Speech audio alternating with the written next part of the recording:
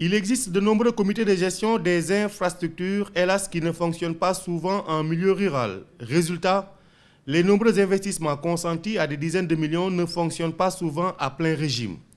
Aujourd'hui, le PNDL veut rompre particulièrement avec l'image hideuse consistant à voir des investissements en ruine quelques années seulement après leur mise en service. D'où la mise en œuvre d'une session pratique de formation des formateurs sur la gestion des infrastructures.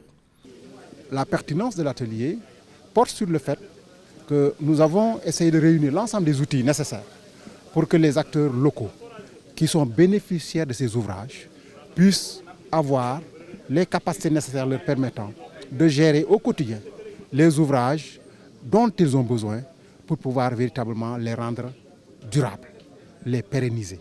Pour les différents participants, les sessions de formation sur la gestion des infrastructures offrent un cadre de référence méthodologique et procédural pour la conduite des différentes étapes dès la planification des interventions de terrain jusqu'à la pérennisation des services mis en place.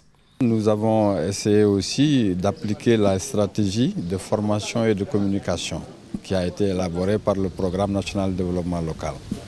Nous pensons qu'il faut former des formateurs qui, à leur tour, vont démultiplier cette formation sur le terrain.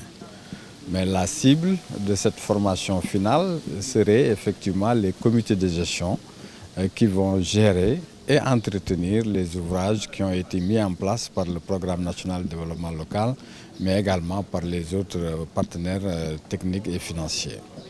C'est donc tout le sens qu'il faut donner à cette dite session qui vise à donner aux principales cibles un outil méthodologique pour la gestion des infrastructures, mais aussi, c'est le plus important, pour permettre aux différentes parties prenantes de mettre en place ou de rendre plus fonctionnels tous les comités de gestion mis en place.